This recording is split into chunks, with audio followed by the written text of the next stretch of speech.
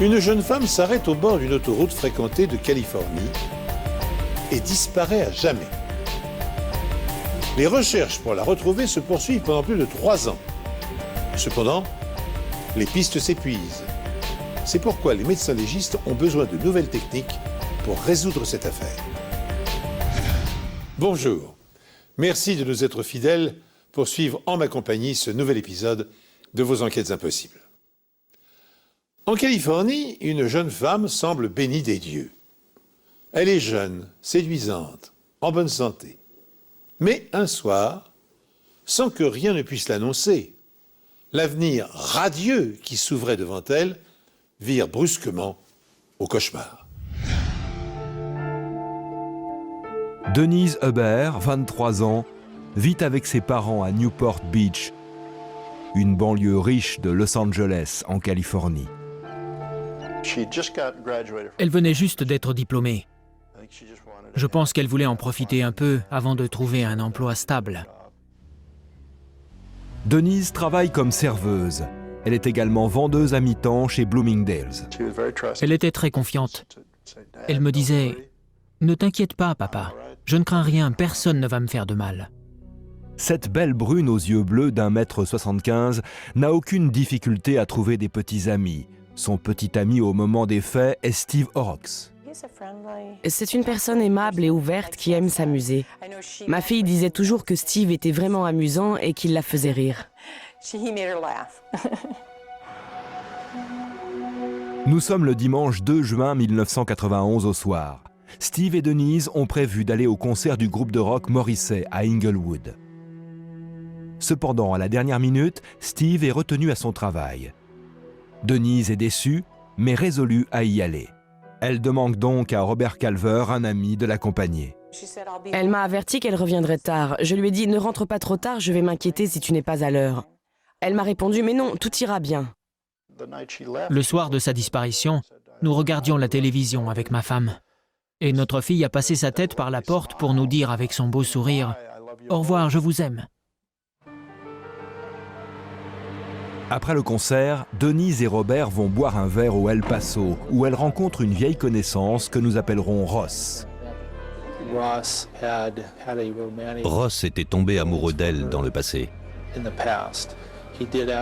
Cette nuit-là, il a demandé à Denise de partir avec lui pour aller à son domicile.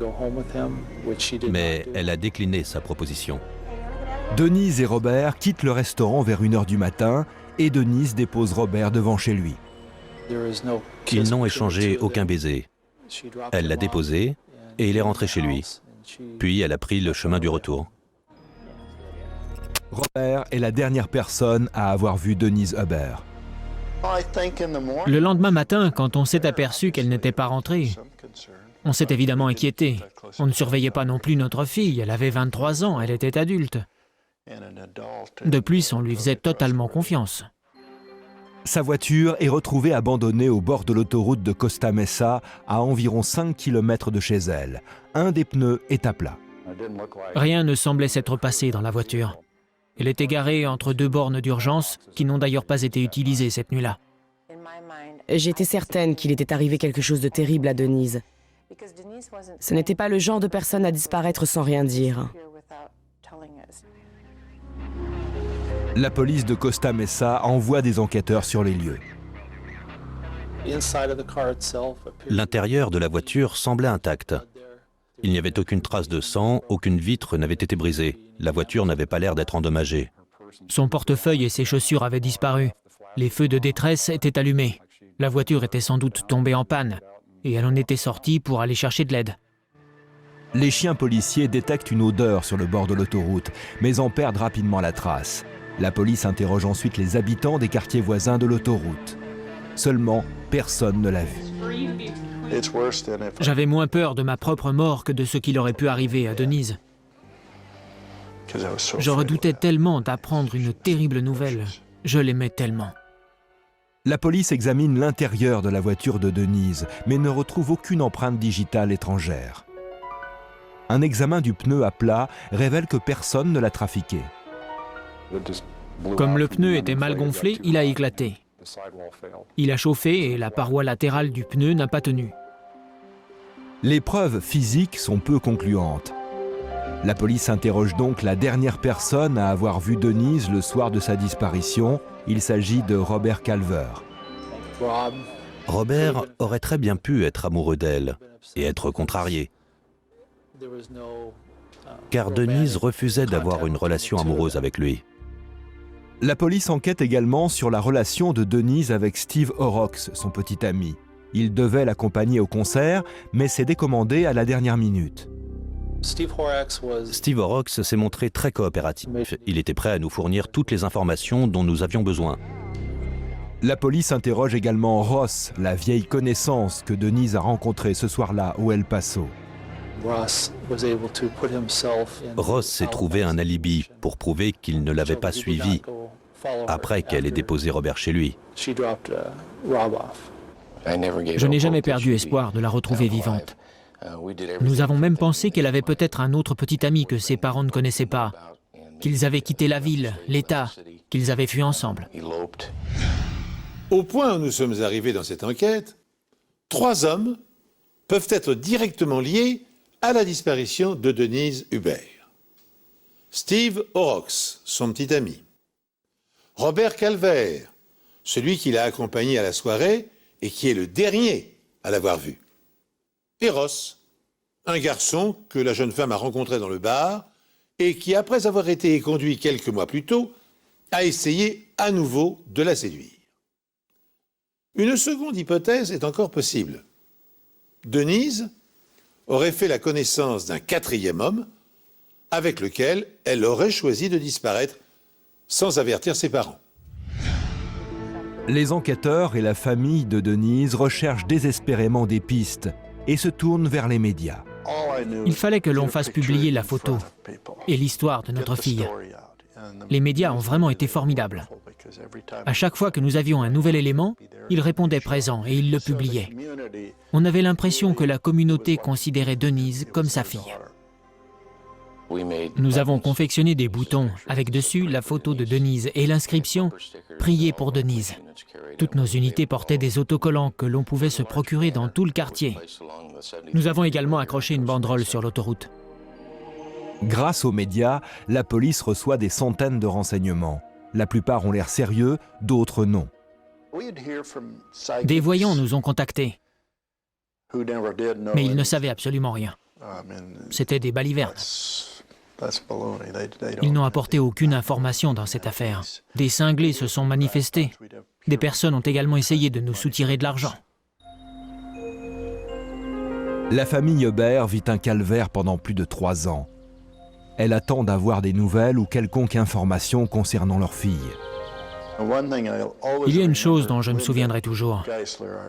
Linda Geisler, chargée de l'enquête, nous appelait et nous disait « C'est fini pour aujourd'hui, il n'y aura plus de coups de téléphone.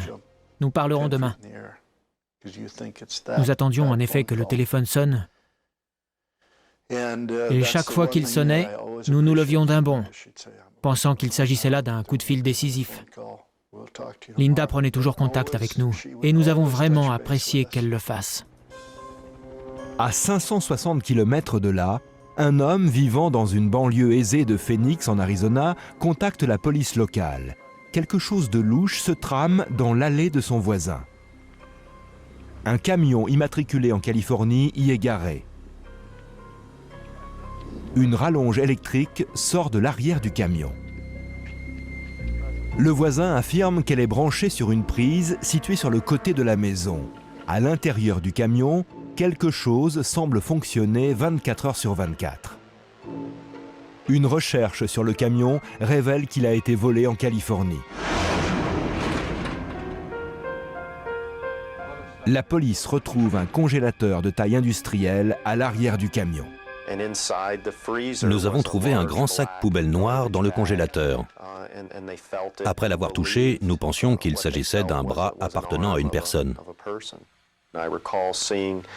Je me souviens avoir vu 2 bras ramenés au-dessus de la tête et des mains menottées. J'ai également vu une bague. Cette vision m'a réellement choqué.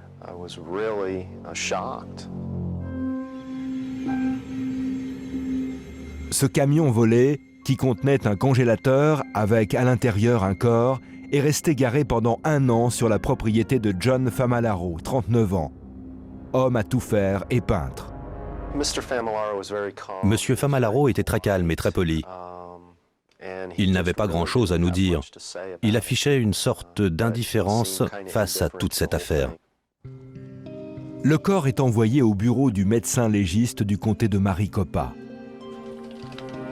Le docteur Anne Buchholz se charge de l'autopsie. Nous avions vraisemblablement affaire à un homicide ou à une tentative de dissimulation d'un corps. Tout portait à croire qu'il s'agissait d'un homicide vu les efforts fournis pour cacher le crime. La victime était une femme. Elle portait des bijoux de femme et avait de longs ongles. Les menottes étaient bien visibles. Par contre, on n'arrivait pas à distinguer de vêtements. Elle paraissait être nue.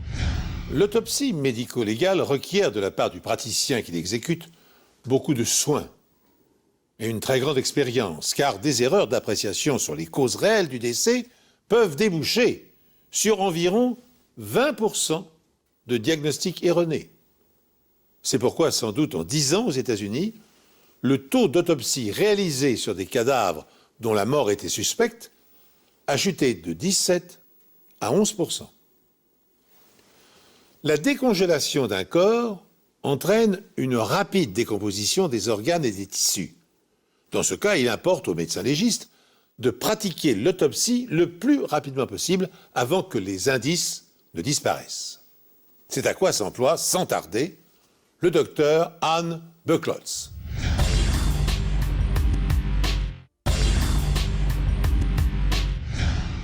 Une décongélation du corps entraîne une rapide décomposition. Le docteur Buchholz doit donc réunir les preuves au plus vite pour éviter de les perdre à jamais. À l'aide d'un scalpel propre, j'ai gratté le corps pour récupérer dans des fioles des fluides. Je me suis dit qu'au moins, j'avais pu prendre des échantillons. J'ai vraiment eu de la chance de pouvoir prélever du sperme sur une femme restée congelée pendant 3 ans. Le docteur Buchholz retire les menottes et fait lentement décongeler les mains. Une peau congelée garde sa régularité et reste intacte jusqu'à ce qu'elle commence à perdre de l'eau. La peau commence alors à se flétrir, même à l'extrémité des doigts. La décongélation du corps débute en fait à cet endroit.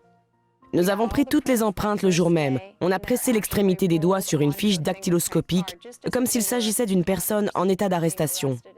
La technique est identique. Les empreintes de la victime sont saisies dans la base de données informatiques des personnes portées disparues. Le nom de la victime apparaît immédiatement.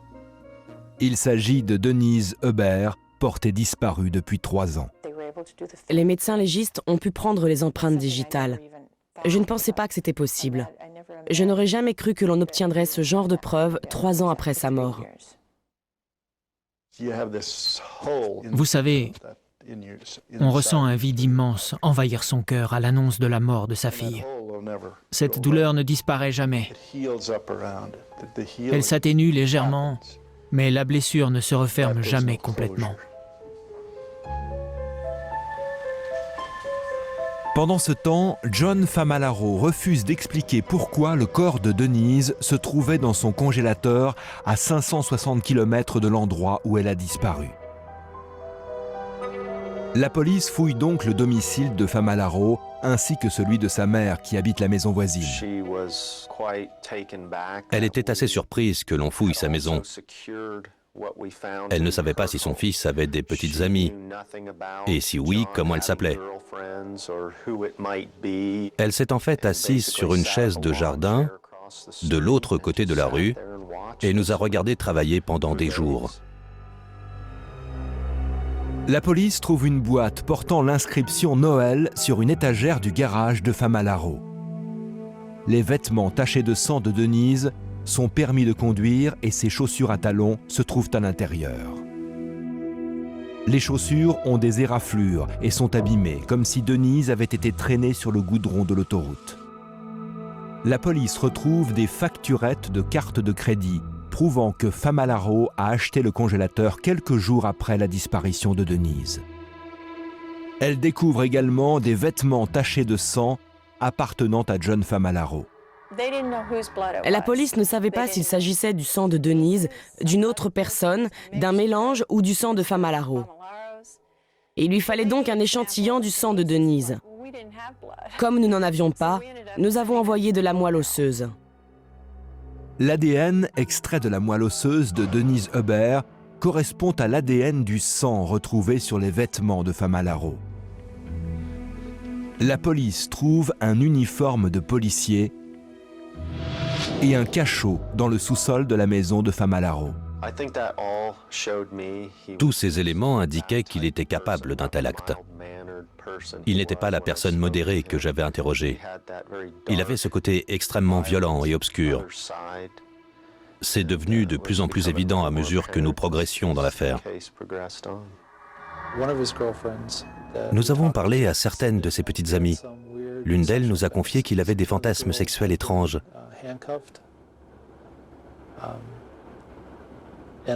Une autre nous a raconté qu'il l'avait menottée et exhibée nue devant une fenêtre ouverte. Les preuves incriminent Famalaro dans la disparition et la mort de Denise Huber. Elle n'explique cependant pas comment elle est morte.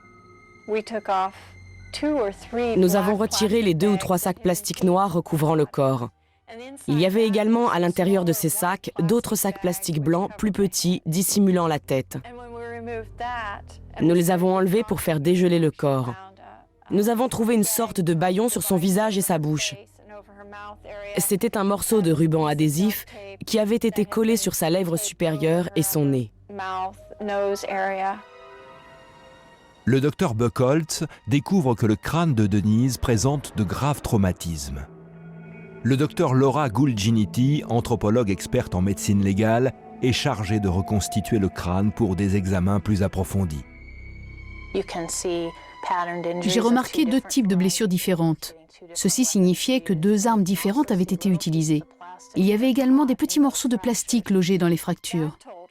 On a ainsi pu déterminer que les sacs étaient déjà en place quand elle a reçu les coups à la tête. Le docteur Gulginity conclut que Denise a été frappée 31 fois. C'est terrifiant. Si je commence à réfléchir à ce qu'elle a dû endurer sur le bord de l'autoroute, je suis paralysée et je ne peux pas travailler. J'essaie donc de ne pas y penser jusqu'à ce que mon travail soit accompli. Il faut que je me concentre sur ma tâche. Je dois assembler les pièces du puzzle et interpréter ce puzzle. Puis je peux rentrer chez moi et pleurer. La police pouvait-elle espérer réunir autant de preuves à charge contre John Famalaro? Je les récapitule brièvement à votre attention. Le corps de Denise a été retrouvé dans un congélateur acheté par le suspect quelques jours avant sa mort. Ce congélateur était entreposé à l'arrière d'un camion volé par Famalaro en Californie. Le permis de conduire, des chaussures et des vêtements tachés du sang de la victime ont été retrouvés dans son garage. Et enfin, dernier indice irréfutable, le sperme retrouvé sur le cadavre de Denise, congelé et miraculeusement conservé, correspond à la signature ADN du suspect. Le sperme retrouvé sur les vêtements de Denise correspond au profil ADN de Famalaro. Elle était innocente et ça aurait pu arriver à n'importe qui. Vous auriez pu être la victime. Ça aurait pu être votre sœur, votre amie, et c'est ce qui est effrayant. Quand on se rend compte de cette possibilité, on subit un réel choc émotionnel.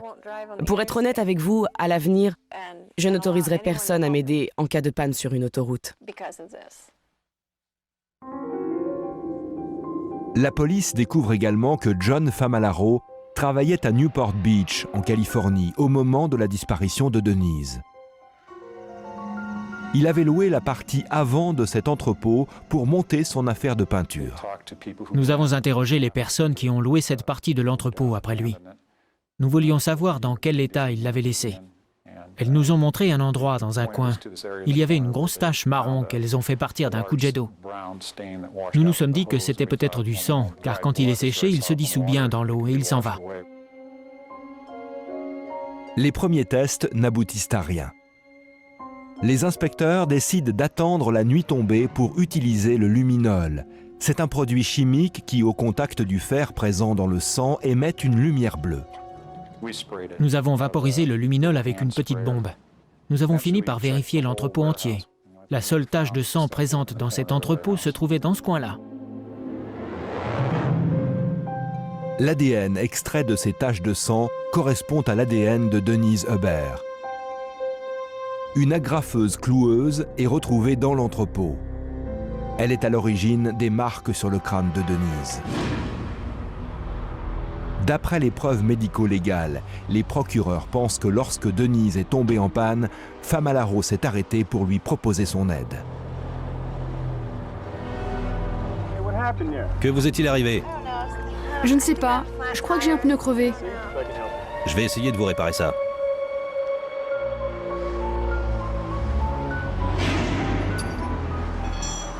À un moment donné, il l'assomme et la ramène dans son entrepôt à quelques kilomètres de là, où il la tue. Il conserve le corps de Denise dans un congélateur acheté quelques jours après l'avoir tuée. 2 ans plus tard, il vole un camion et emporte avec lui le congélateur et le corps de Denise lorsqu'il déménage à Phoenix, en Arizona.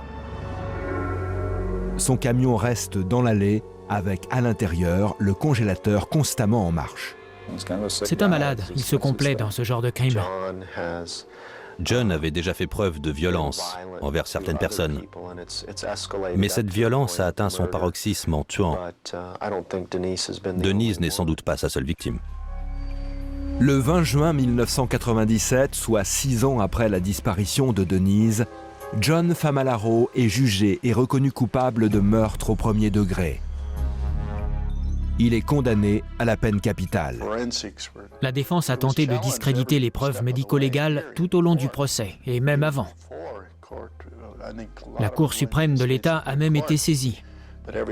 Nous sommes cependant parvenus à les faire valoir, et ce grâce au travail formidable de la police et des médecins légistes. Je voulais connaître la vérité, même si certaines choses étaient horribles. Je préfère tout savoir que de continuer à me poser 1000 questions. On imagine parfois des choses aussi terribles ou même pires que la réalité. Il faut vraiment procéder de cette manière.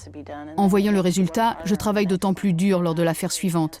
Lorsque je suis sur le point de jeter l'éponge, je pense à Denise Hubert et à cette affaire enfin résolue. Je persévère en sachant qu'il y a une réponse.